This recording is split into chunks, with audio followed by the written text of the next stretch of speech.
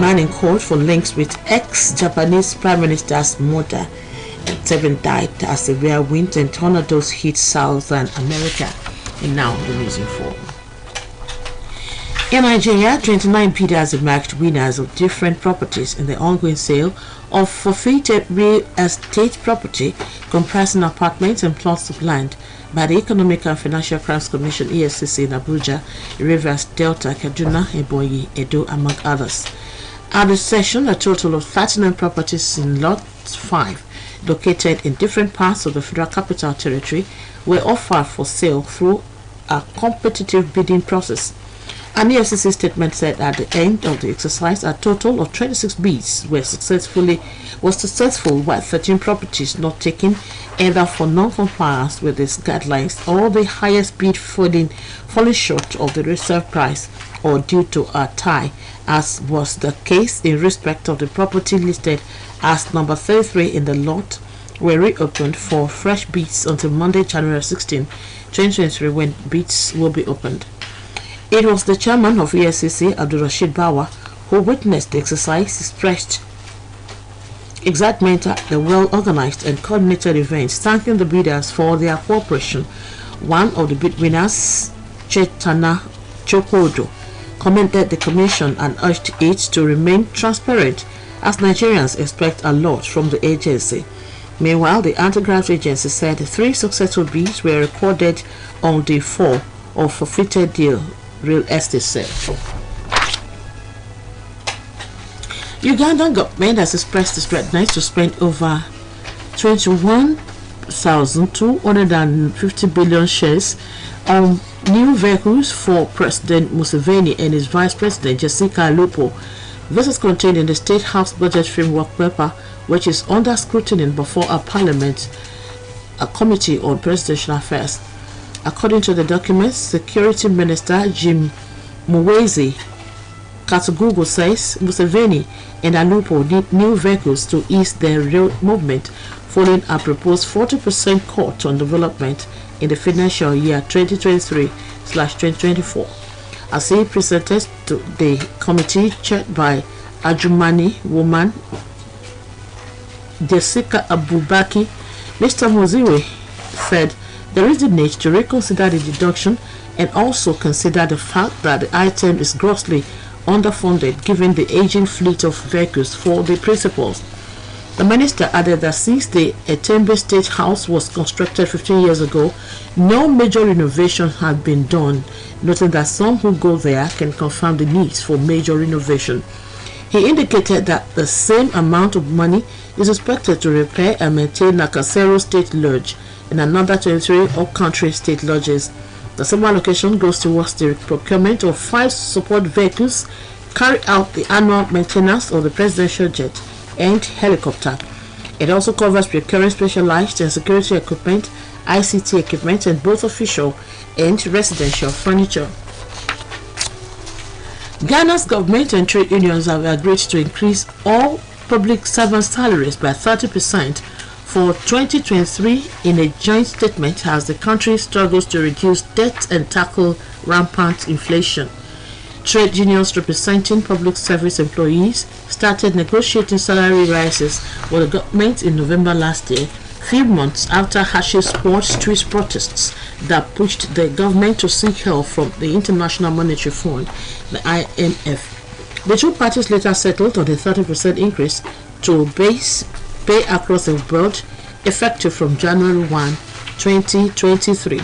It was gathered that local CD dropped heavily against the US dollar last year as government spending costs and central bank interest rate hikes failed to tame inflation, which rose to a new high of 54% last month.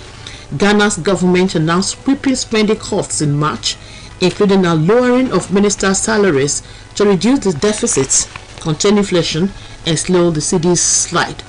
But it also increased the cost of living allowance for public workers by 15% in July, citing the effect of global challenges on citizens.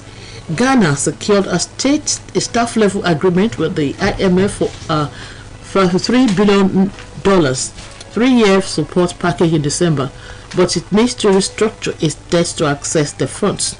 It asks to restructure its bilateral debts under the G20 Common Framework platform this week.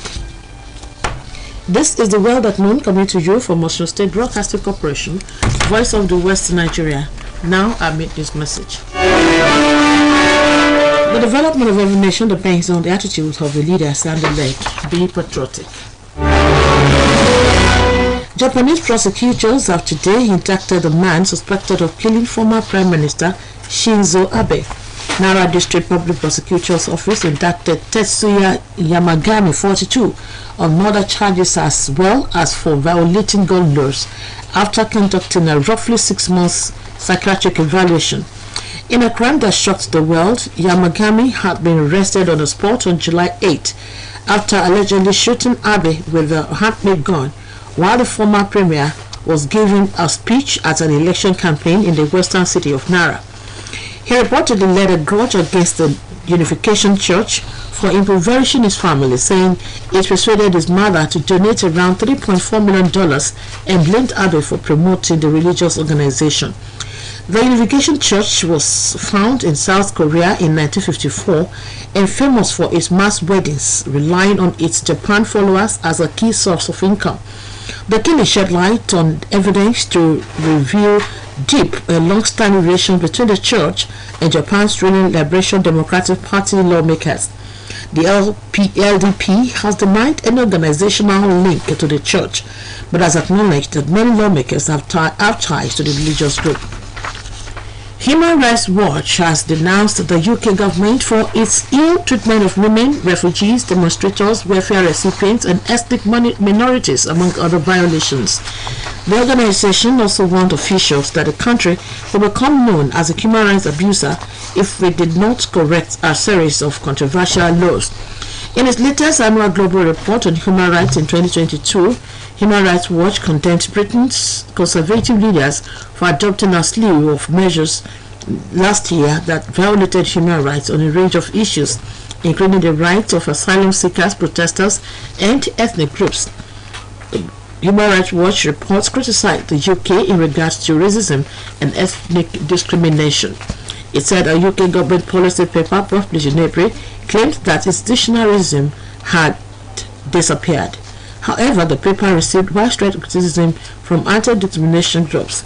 The report noted that in 2022, multiple reports from the UK cited the negative impact of institutionalism in various areas of life, including at work, particularly for women of color, in prenatal and maternity care, the broader medical system, sports, policing, and mental health detention.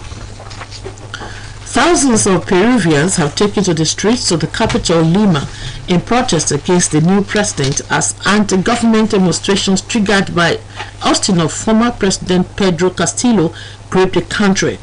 In the first mass protests this year, protesters called on President de la Boete, previously Castillo's vice president, to resign. They even shouted, "Dina is a murderer," while carrying cardboards, coffins, and photos of the victims down the streets. Weeks of protests in the South American country have left at least 48 dead, including a police officer who was burnt alive in a vehicle. According to reports, several airports have been the target of the violent demonstrations. Almost half of the victims died in violent clashes on Monday night. In the southern Puno region, the latest protester to be killed in violent clashes was in the city of Cusco on Wednesday night. A massive storm system whipping up severe wind and swirling tornadoes has caused a path across the U.S. South, killing at least 7 people in Georgia and Alabama. Authorities said a clearer picture of the extent of the damage and a search for additional victims will come today when conditions were expected to clear. Information has it that tens of thousands of customers were without power across the 2 states after the storm began easing last night. In Selma, the city council used lights from mobile phones as they held a meeting on the pavement to declare a state of emergency. According to Ene Baguette, the country's emergency management director, 6 of the deaths were recorded in Atoga, Alabama, 41 miles northeast of Selma, where an estimated 40 homes were damaged or destroyed by a tornado that cut off 20-mile paths across two rural communities. In an interview with newsmen, Mr. Baguette stressed that at least 12 people were injured severely enough to be taken to the hospital by emergency responders. He said crews were on cutting through down trees to look for people who may need help. And here again are the highlights of the world at noon.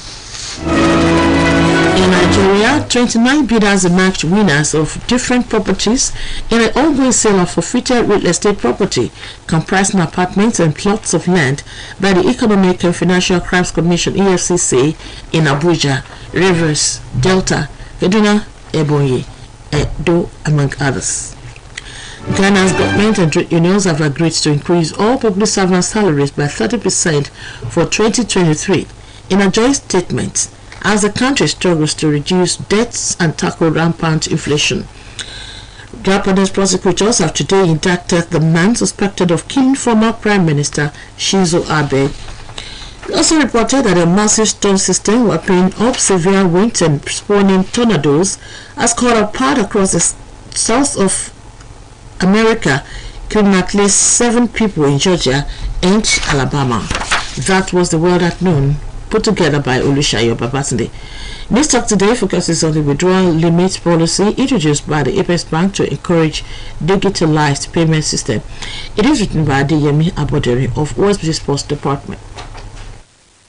When the Central Bank of Nigeria, CBN, concluded on its decision to redesign denominations of Nigerian currencies, hardly did the Apex Bank envisage the dissatisfaction being experienced presently by Nigerians on the outlook of the redesigned notes, the colors and texture. In so many quarters, there have been allegations that the new Naira notes fade when it comes in contact with water. There have also arisen counter allegations by some Nigerians who have actually carried out the water test to reveal that the notes do not fade. According to the CBN Governor, Godwin Emefiele, the Apex Bank, which is saddled with the responsibility of issuing monetary policies, took too long to redesign the Naira notes, stating that ordinarily this should be done every 5 to 8 years. Part of the reasons given by the CBN on the need to transit from old to new notes is to curb money laundering and inflation in the economy, arrest hoarding of Naira notes by the public, among others. However, the above reasons have generated both negative and positive reactions so far. Many Nigerians are yet to have access to the new notes, even though they were introduced into circulation on December 15 last year, with January 31st set as deadline for the depositing of the old notes with banks. Since its unveiling by President Muhammadu Buhari on November 23 last year, reactions have trailed the move, with many totally displeased with the design, with some describing the notes as a work of bad Photoshop, while others liking them to mere use of image filters. At the same time, some graphic designers went online to post their own creations of what they thought the new designs should have looked like. The reactions forced the CBN to insist that the public should be patient enough to physically see the new notes before condemning them. When the notes, which were locally printed by the Nigerian Security Printing and Minting PLC, eventually entered into circulation, the reactions did not quite change much. Weeks after the new notes went into circulation, Nigerians have complained that the new notes stain white surfaces or fade when it comes in contact with water. Newstalk, however, appealed to Nigerians to exercise patience with the CBN since the notes were printed in the country. Indigenous companies should be encouraged to test their ability to undertake such gigantic project of printing Naira notes to grow the economy. Newstalk also appealed to the Apex Bank to make the new notes available in circulation, extend the deadline for the return of old notes beyond the end of this month, and continue to assure Nigerians of safety of the new notes from counterfeiting. Since the Nigerian Security Printing and Minting PLC has assured of safety of the notes, News Talk finally enjoins government to set machines in motion to ensure that the new notes stand the test of time. News Talk today encouraged Nigerians to support the new withdrawal limit policy of the CBN aimed at developing the country's economy.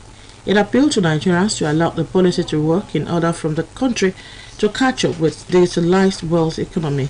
The piece was written by Adeyemi Aboderi of OSBC Sports Department and read by Timitokbe Olayiwola. Thanks for listening. Good afternoon.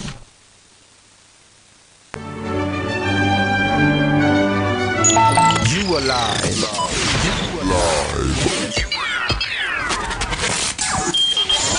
On Osun Radio. Osun Radio. Community radio at its best. 104.5 FM.